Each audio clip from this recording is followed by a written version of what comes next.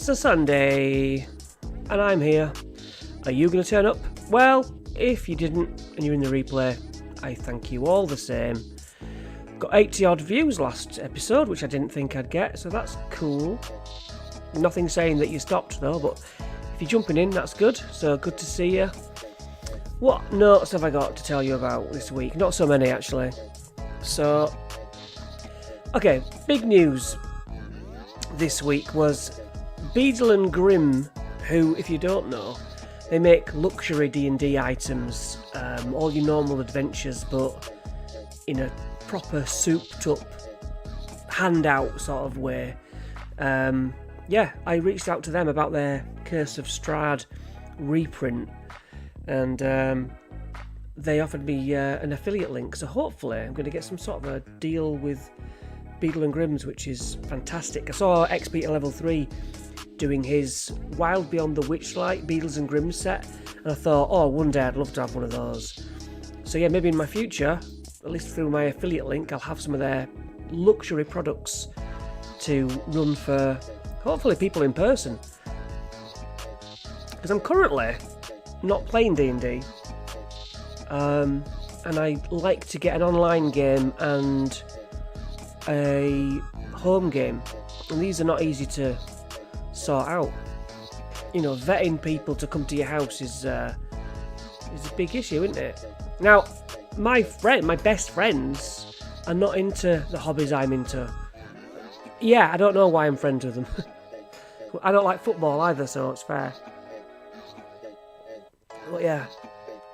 So, also, today something called Group Finder came onto my scene. The DFG, Dungeon Father Gaming. How are you doing? Yeah, today, I haven't done a banner for it, but groupfinder.eu. It's an Estonian company which you'll see me do a short on and a quick video on. And it's about getting a game. Basically, I don't know how other start adventuring or what they're called sites run it, but on this site you've got your dungeon masters saying, hey, I want to run a game, I want 5 players, I've got none.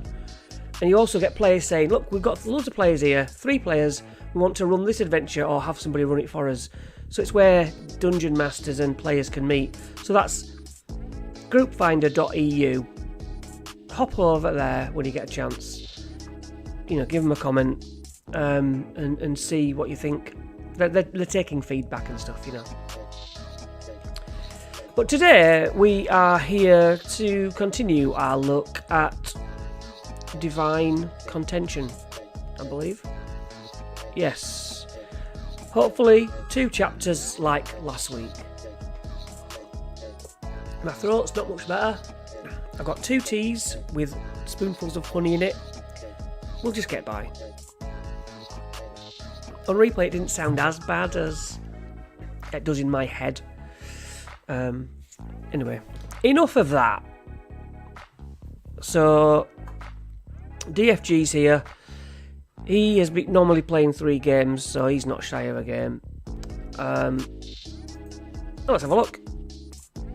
So, Icing, Death and Twinkle is for 11th level characters.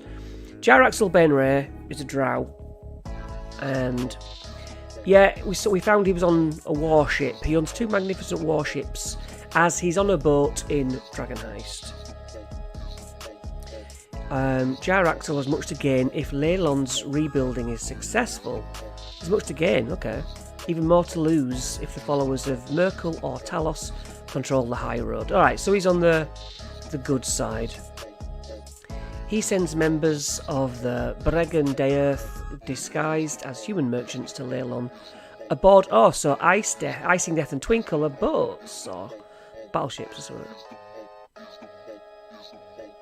The town agrees to send the characters with the disguised merchants to plead their case. In Luskan, which is very much to the north of Faerun, pirates belonging to the lowly faction called Shiprethnor plan to improve their station by kidnapping the captains of these battleships, forcing Jaraxel to bargain for their lives. Gallus Windrage, a priest of Talos, loyal to ship Rethnor, proposed this plan, knowing the success will bring the cult more allies in the battle to conquer Leylon. That's quite an invested storyline we've got here. What's my friend say? In the past, I've used either Meetup or the Roll20 looking for game forums. Now I mainly use our local shop and our own local Facebook page to organise games. Blast your Facebook page on the comment if you would. Yeah, I've never used one. I didn't know Roll20 had one, but it makes sense. I have used Roll20, I don't like doing online, but my son's going to uni in obviously September, and that means that I'm playerless really.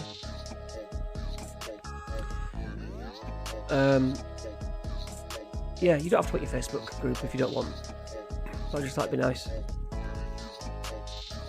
Right. We've seen it, yeah. Turn that off. Okay, to complete the Icing Death and Twinkle quest, they go to the quest board. Convince Daggult Neverember to secure the high road, then survive the journey back to Leylon. Okay, so these ships are anchored near the shore, 10 miles west, out in the sea. Two magnificent ships are anchored beyond the marshy shore. Both have long strips of decorative cloth stretched from the tops of their masts down to the railings around their decks. The smaller of the ships is decorated with blue, pink and purple fabric and has a massive figurehead shaped like a charging unicorn with a prominent gold horn. Sure, right. It says Twinkle on the side. Okay, Twinkle Unicorn, right, yeah, got it. The larger ship is the other one. Its figurehead looks like a lavender-eyed drow leaping forward to attack with twin scimitars. I've got the idea. That is Icing Death. If the characters are travelling by barge, they'll probably just be walking over land, won't they? They can row to the side of the ship where the captain welcomes them aboard. They can go on whichever ship they want. 40 drow soldiers. Okay, things are going to get big eventually with that fight. The sailors are focused on the task of sailing the ship. Yeah, so each ship has 6 officers. Captain, all the usual blah blah blah, cook. Each officer disguised as a merchant going to... Alright, so we've got loads of drow pretending to be regular guys.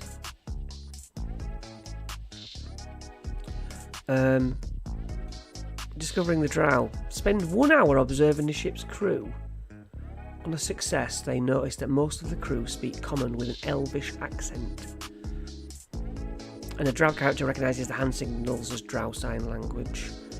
Changes wrought by... Wait, are we on... the drow the good or the bad?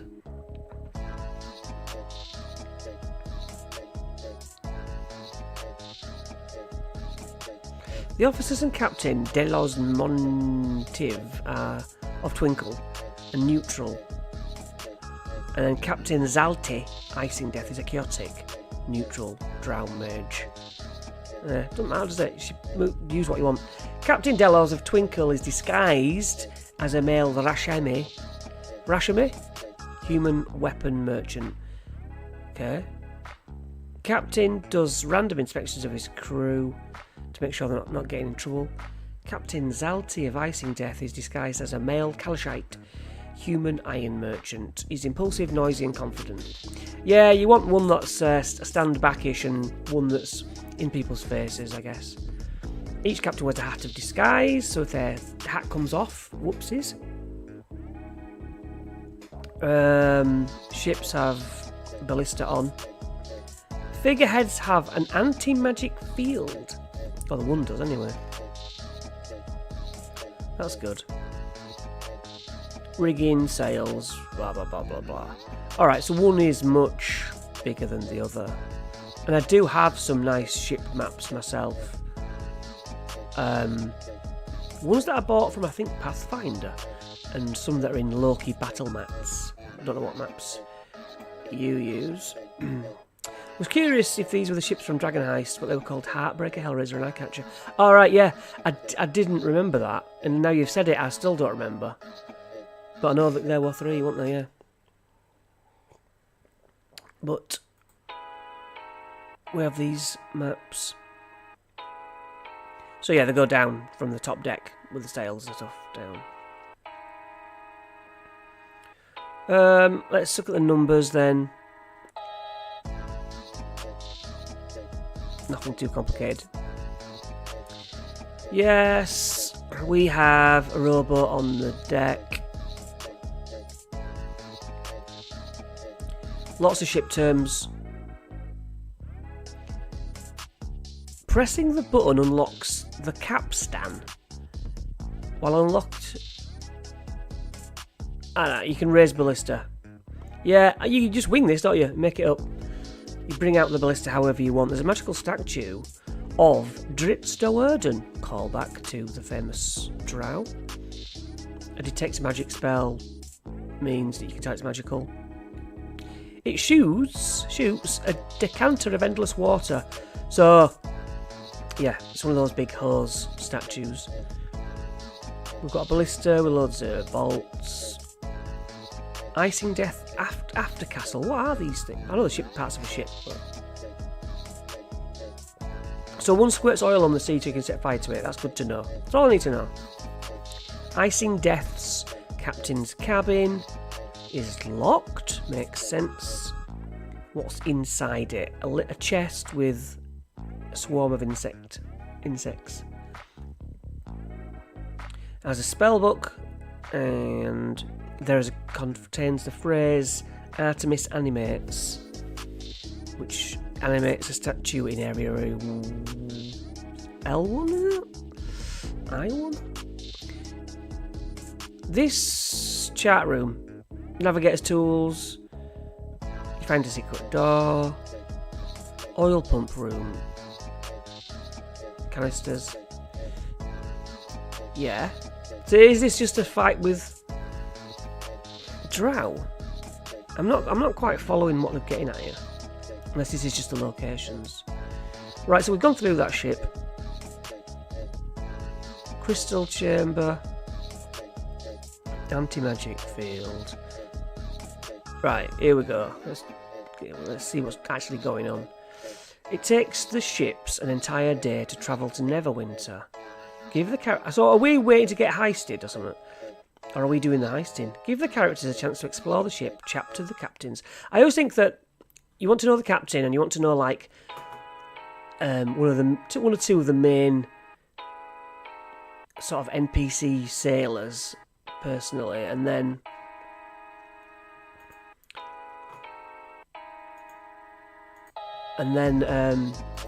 you can just sprinkle in random NPC guys as much as you want and drop them in and out.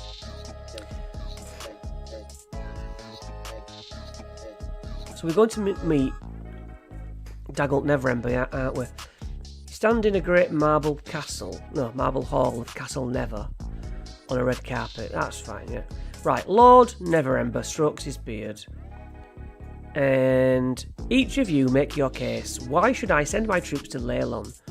By all accounts, it should be able to defend itself now.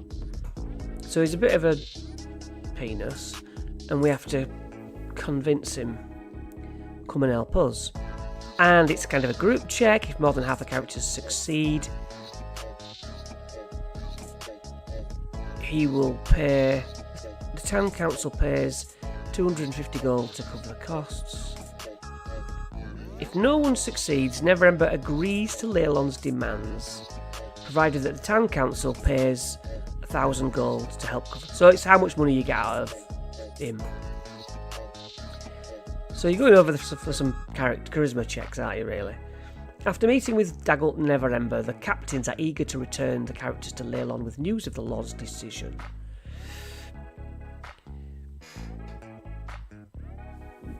Pardon me. The Talos priest Galas Winderage sends invisible stalkers to the ship. I thought they were only able to be move out to a... Oh no, I'm thinking of something else. What are those?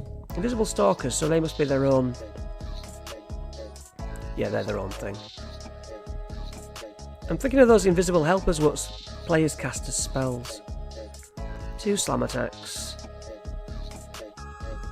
Yeah, sneaky boys.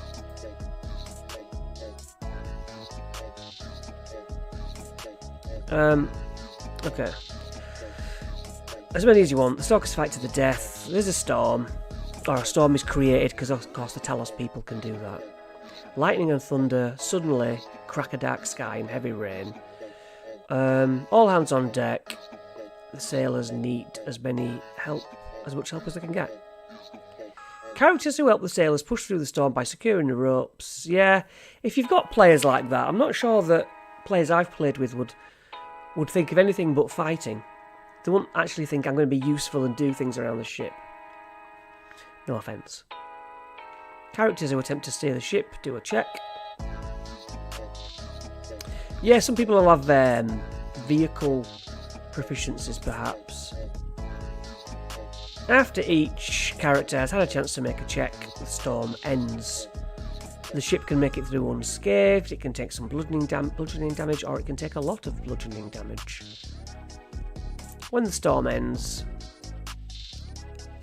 Icing Death and Twinkle are within 400 feet of Throat Cutter, that's a beautiful name, and Thunderstrike, worshipping a longship. Is there really much difference? The sky becomes clear and sunny as the rain begins to clear, revealing 2 nearby ships. The small vessel rows quickly towards you, a crew chanting in prayer. The large vessel, a warship armed with ballista and catapults, has a large crow painted on its sails. Ship Rethnor, battle stations, direct the siege weapons. Throat Cutter. Evil bandit captains and bandits. War priest, berserkers, some baddies. So we sail all the way to Neverwinter, meet with Lord Daggle Neverember, try and persuade him to help Leilon. On our way back, we are ambushed by ships. We've got a storm, we've got a ship battle. That's pretty cool, isn't it? Been looking at the nautical stuff recently and noticed that the 2024 sailor background doesn't mention proficiency with waterborne vehicles. Well, that's stupid, isn't it? Of course, obviously you can do it, but it's nice to have it done. Unseen servants! You're right. That's what it was. Yeah, I was looking at pirates the other day, doing a video doing pirates and pirate captain. And I liked how they had pistols and guns. But yeah, the sailor's weird, isn't it? That is strange. But yeah, that really needs fleshing out. It can't just be what it seems to be. I mean, we can eat at the castle, music and stories for it to improvise. Possible story threads for what's coming in the city if they ever go after this adventure. The possible retreat. And when the characters return to Leilon with word of Neverember's decision, they're given a reward, 1,500 gold minus the money that must be paid to Neverwinter. Well, yeah, Neverember. I was right. Yeah. Okay, that's different. Leilon besieged. On the quest board, Ularan Mortis, High Priest of the Death God Merkel, has mustered an undead army, this sounds good, to invade Leilon. Seize the mystical ruin stone from the House of Thalivar. As he makes his move, cultists of the storm god Talos, led by Felilai, assault the town to steal the stone before it falls into enemies' hands. Caught in the middle, the characters must marshal Leilon's forces and hold the line against both armies. That sounds very good. Instead of resolving the battles with miniatures, You'll guide your players through a series of tough dilemmas, each leading to a different battlefield encounter. That's good. Use the battle flow chart. Ooh. Each box on the chart introduces a different mission or dilemma. If your players use clever tactics, grant them one of these. The enemies are frightened for one or more rounds. The players are surprised. The players surprise their enemies. Players gain advantage on ability checks. Yeah. Everyone gains inspiration. If the player fails this objective, the allies still triumph. Alright, it's possible your players will veer off from the events in the flowchart. What's these random encounters? Each time the group undertakes a new challenge on the flowchart, roll a d12 and try and incorporate these. An allied unit is being overwhelmed by the nearest officer, frozen with fear and won't give orders to reinforce them. Ghouls surrounded a hospital cart. People are dying. A mounted group of knights prepare to charge valiantly to their doom. Acolyte of Timora tries to quash rumours that the main god Tyr has promised to turn anyone who dies in his name into an angel. Okay. You get the idea with that. The battle is intense with no real opportunities for rest. 1 minute. Hold your horses. Change that up.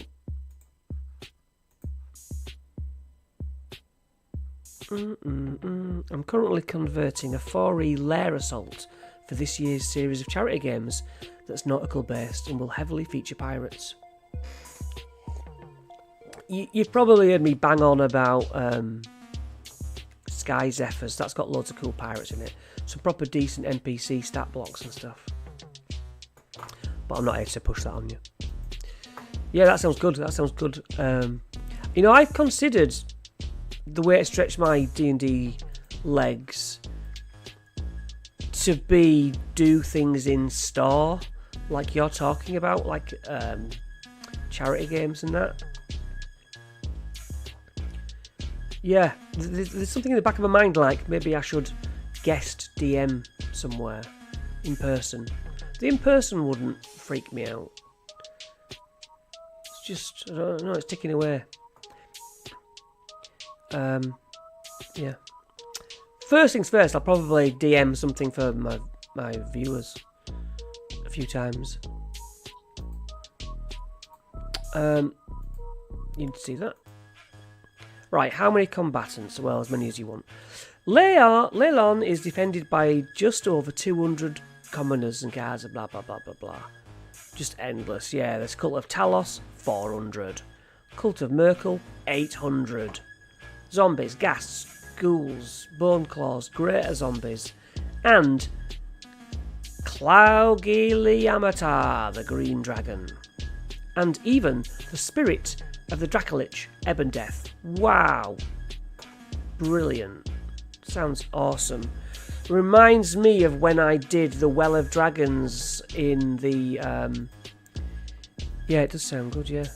It reminds me when I did the Well of Dragons in, you know, the Tyranny of Dragons book. And there was all these factions all helping each other. Just one huge cinematic cutscene. Fantastic. And that's essentially what we've got here. So we've got 800 bad guys, 400 Cult of Talos, and 300 townsfolk. That's just amazing. Magic plays a powerful role on a battlefield. A wizard armed with fireball or lightning bolt serves as a deadly artillery unit. I know that. Clerics cure things. Yep, I know that. In narrative battle, the simplest way to adjudicate such spells outside of combat is to grant an ad hoc benefit to the party. If a spell creates a powerful effect that sways the course of battle, consider granting the caster's side an additional victory. These are the points scored.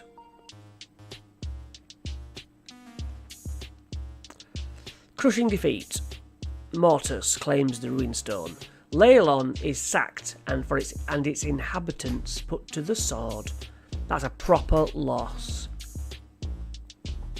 Defeat. The Ruin Stone is claimed by the enemy. but the defenders are decimated. At least one enemy general survives. The ruined stone remains hidden. Leylon holds, but the defenders are decimated. Victory. The ruined stone remains hidden. Okay, and the great victory is... Ooh. Oh, I have to look through this. Yeah, obviously everything's killed. It's Dawn of the Dead. The party holds the south gate against a horde of ghouls. Isn't this useful? This is what a lot of newer DMs actually would like. A little chart like this. Retreat, what that goes here. Yeah, it's good. Hang on, I'm just waiting for the dregs of this honey to hit my throat. The storm breaks. Cultists of Talos attack the north gate while Mortis's zombies assault the quayside. That's useful. Just for taking off scenes that could be described. The attack begins before dawn when Mortis assaults the south gate with a huge force of ghouls. Soon after, an even larger force of zombies emerges from the mere to invade the quayside. Defenders rally to protect the towns, but are outnumbered. While the defenders struggle to hold the perimeter, Stormsworn's forces breach the north gate and pour forward to seize the town square. Then Mortis deploys Ebondeath, the spirit, which swoops in from the east and decimates Stormsworn's forces gathered in the square. The cultists of Talos are forced to fall back and regroup. Great description. And as Ularan Mortis's army forces its way into Leylon, Ebondeath reaches the House of Thalivar, searches for the Ruined Stone. Unless stopped, it claims the stone. So that puts your dragon fight, well, one of the dragon fights, in a defensive position against that Ruined Stone. When the battle begins, it's downpouring with rain. It's an hour before dawn, and the bell begins to toll urgently. The dead are coming. Event 1, Dawn of the Dead. The din of battle echoes from... Right, yeah. Loads of dead come out of the woodwork. To triumph in this encounter, hold the line. The palisade is soon breached, so it doesn't matter whether the party faces their foes on the ramparts or inside town. More undead are always coming. 3 ghasts per character, including sidekicks. 2 more ghasts come every new round. That's really going to feel like overwhelming, isn't it? To prevail, the party must hold out for 8 rounds without retreating, or 5 rounds if they successfully smashed up the ships in that past chapter. After this time, allied reinforcements come to help out. So yeah, put them in a situation where loads of undead seem to be overwhelming them, and then save them if you need to at the end of the scene with help. The storm breaks, event 2. A man stumbles through the mud. It is Jack Torva, one of the Leylon's general store guys. Barbarians at the north gate. The Stormlord's berserkers. So now the players must choose what to do next. Repel the cultists of Talos at the north gate, or stop the zombies from attacking the quayside. Jack gives each character a potion of healing. Nice in-game definition, explanation of why they get a heal on. The party moves to, yeah, so it just depends which one you're going to run then. It's good. Very well thought. Why wasn't the original module this well thought out? Just check for comments. Yes, it is, isn't it? Very useful.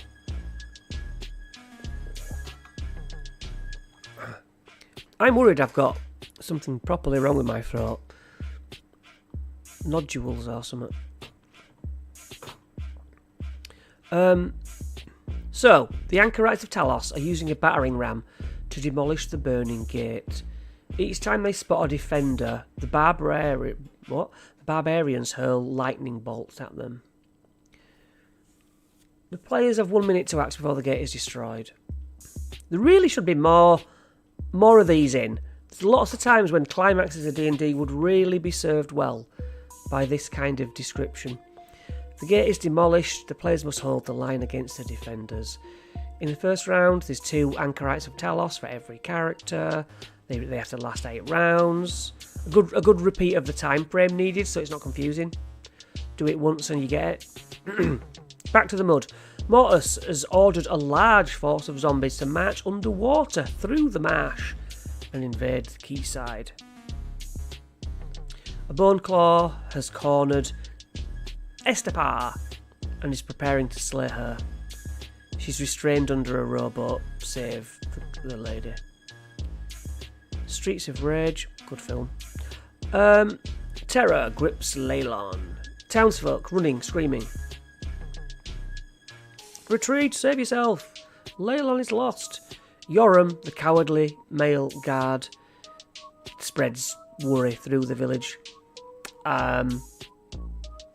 If the players accrue 5 successes before 3 failures, Yoram flees and his troops rally again. So yeah, convince the people to not, hold the line, don't run away.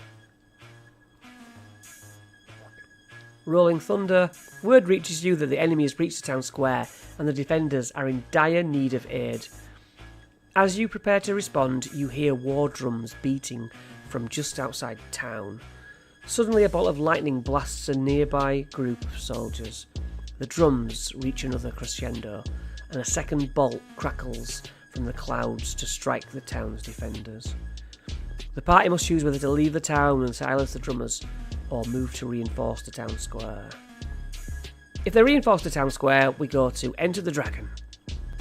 Here comes Claugiliamata, also known as... can't remember. That's not his real name, is it? That is his real name. He's got some sort of... can't remember. I thought he had another name. Anyway. So, Claug, the ancient green dragon, except her breath weapon deals necrotic damage and not poison. Interesting. As a result of Ebon Death's possession. Oh. The dragon attacks any enemy forces gathered here, including cultists of Talos, because it's a 3-party attack. You can either drive the dragon off, mark a victory, or the party flees from the dragon. Exodus. The first light of dawn paints the landscape in shades of grey, yet the wind and rain are worsening. On a crag overlooking the town, 6 savage barbarians beat out a relentless rhythm on their war drums, and bolts of lightning slam into the town. 6 Weirboard drummers perform magical rituals to do the lightning. Is that called lightning spell? Great. There really is no time to really heal up, is there? Eye of the Storm. The storm above Leylon breaks as rapidly as it began. You see a huge green dragon land on a rooftop. On a near hilltop, you spot another figure glaring at the dragon, a half-orc female dressed in boar's skins who clutches a giant hammer in her hands. Characters who played Sleeping Dragon's Wake recognise this as Stormsworn, Stormlord of Talos. They have an opportunity to strike against her, but doing so means leaving the dragon to ravage the house of Thalivar. So, choices. We love a choice. That is good. So, the party challenges Stormsworn. You people defy me. Get out of my way or I'll smash your town to twigs. She's a war priest and she's accompanied by a half-blue dragon gladiator. Well, one of them for every 2 characters. An exodus, was that when they ran away? The thoroughfare out of town is choked with townsfolk fleeing Leylon. High above, the green dragon perches on the house of Thalivar. Peering through the press of bodies, you see an enemy advancing through the streets. Very good. Last stand. As your enemies close in, you position yourself between them and the fleeing townsfolk. Their vanguard spots you through the driving rain, and they charge forwards to attack. The undead have advanced into the city. Everyone's got a greater zombie. There's half-blue dragon gladiators. Both factions have invaded. Hold for at least 5 rounds. count how many victories you've got. The characters scored fewer than 3 victories. They see the dragon tear down the House of Thalivar and fly away. And they scored 3 or more victories. The town's archers drive the dragon away from the tower, and it crash lands into the palisade. Old Norbone, was that the name of the original Cloug? I think it might have been. Ghost Tower. The green dragon squats on the distant House of Thalivar. You see a trio of ghostly warriors locked in combat with the beast. If they did the quest the House of Thalivar Rebuilt, or saw the painting at Aubrey's Peculiarities shop, they recognise these as the long-dead swords of Leylon. Cool.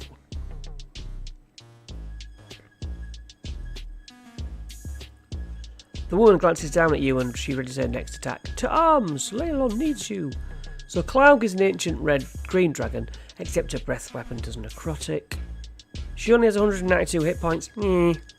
During the combat, the swords of Leylon intervene to aid the party, granting advantage to up to 3 characters each round. And it flies off before it dies. That's the idea. That's it, really. Ebondeath has escaped with the Ruin Stone. No!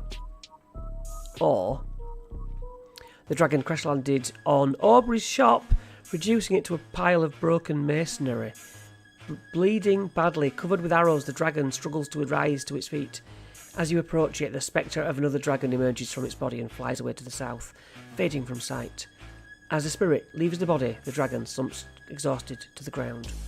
Ebondeath's spirit has fled its host body, leaving Cloug weakened and vulnerable.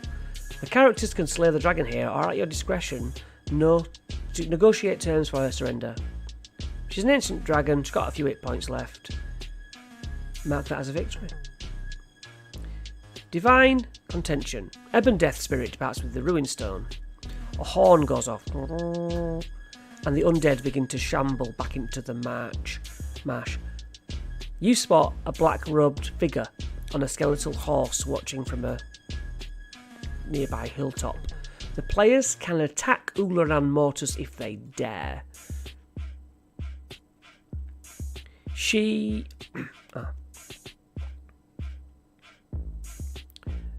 Ularan Mortis and Stormsworn are both war priests. Mortis has 1 ghast on his side per character in the party. Oof. Stormsworn has 1 Anchorite of Talos. Great little final battle movie style thing there. If the characters survive and save Leylon, they become heroes of the town. The councillors raise statues in the character's honour. I always try and do that. Though they remain fearful of the rising cult activity in the area, in time, Lord Neverember asks the characters to stamp out these threats once and for all by striking at the cult's headquarters. This unlocks the final 2 quests, Ebondeath's Mausoleum and Stormlord's Hideout. If Cloug surrendered, she ends up indebted to the characters. The old worm is evil and untrustworthy, but a dragon's oath is still worth something, so she can aid them in future adventures. Finally, an odd thing happens as the characters return to town. During the clean-up, the characters discover that nobody in town has ever heard of Aubrey's Peculiarities shop. Perhaps it was crushed by the dragon and nobody seems to care, or the characters mention seeing Aubrey fighting atop the tower and nobody remembers who he is. Visiting the site of the store, they see that the building was never actually restored from its ancient state. All that remains in the rubble is the dusty triptych of the Swords of Leon. Only now, the 3rd member of the group, Aubrey himself, is visible in the portrait. Ah, what a good rug pull. Well, that's cool, isn't it? That is cool. Yes, you knew it. You knew it. Well, that's pretty cool. Yeah, this is such a well-written DLC. As I know I say it every time, but I'm really impressed with it. So more of that, please, whoever did that. So useful. And obviously you don't have to do all the parts on that flowchart. You know. I mean, pick what you want, don't you? But so useful. Telling you which side of the village that things enter from. And then what the dragon actually does and who it attacks. And then giving you choices of people to chase down. And before you get whatever climax you get. And then that's not all. You know, they could even escape and you chase them down. Well, we'll look at that next week. That is absolutely awesome. All of these add-ons are adventures are great, well written. Yeah. Well, that's about it for me. We got through this pretty well. So, are you, DFG, are you still doing all 3 games every week?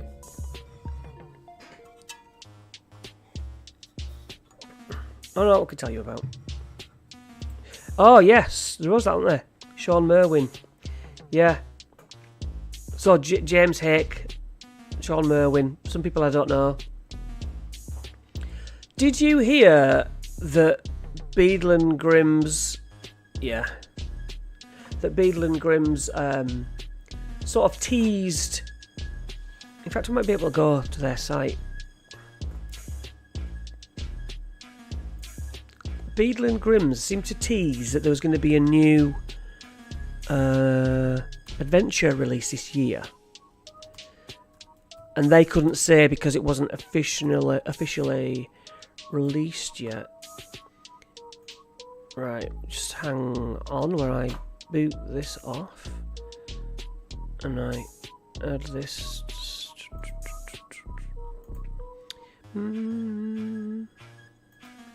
Share my screen. Oh, this one. Check what you can see. This. Yeah. Silver platform. Yeah, platinum. Yeah. You know about it. So, but people who are going to watch this later might not. Tantalising though, isn't it? Tantalising. So they have some really nice sets like this. I don't know what this one is. Ravenloft. Oh, is that the actual Curse of Strahd one? That's the one I'm after. All these handouts look really cool. But yeah. Oh, is it that? Oh, it's different. Oh, it's Van Richten's Guide to Ravenloft. Okay, this is the... Yeah, that's more like it. The Curse of Strahd one. I mean, a lot of these things are pointless. Like those Funko style things and a medallion. But yeah, I'm just a sucker for handouts. And they've done these maps. There's not much else other than the maps in that box. But yeah, Dragon Delves. Lovely. I'm just not really that tempted with any of the ones that are just like settings and stuff. But I love the fact that that's got miniatures with it as well. Infinite Staircase. Don't get me wrong, they're pricey. But proper lovely stuff. So yeah, if they release that new one, then I think I'm gonna buy it because if it's I don't know where I would put it. New for 2026. I'm not bothered about these. If I had one of those nice places in my cellar, you know, proper D&D room, then cool. Keys from the Golden Vaults, nice. Yeah. I've done all these though. Now, this is it, isn't it? Got a Silver Edition. It's just Silver Edition and Platinum Edition. Now, does that mean it's an old... Because I was messaging them saying, I hope it's the 10-year anniversary of Tomb of Annihilation. Or is there a chance that that's a new thing? You know, platinum and silver to me means... Well, I don't know. It could mean like a good version and a really good version. Or it could mean like one's older than the other. I don't know. Beadle and Grimm's very first all original 5e book. A novel? Ah, encounter cards, item cards, battle maps, handouts, artifacts. And that's through backer kit. Just the best. You can do Star Trek stuff. Board games. Yes! Affiliate link. Hopefully coming soon if they stick to their word. Well, that is it. Way out of my price. Yeah, it's only because I sort of make money off the channel that I'm able to say to hell with it, you know. Silver editions are usually smaller releases like the anthology books. Platinum are the big campaign adventure. Thank you, mate, for clarifying that. I appreciate that. You are the knowledgeable one, and I bow down before you. Well, don't know what you're doing, but I'm going to go rest my voice a bit and watch some with the rest of my day. Take it easy. I'll see you next week, hopefully with a better voice, but I doubt it. Cheers, guys. See you later.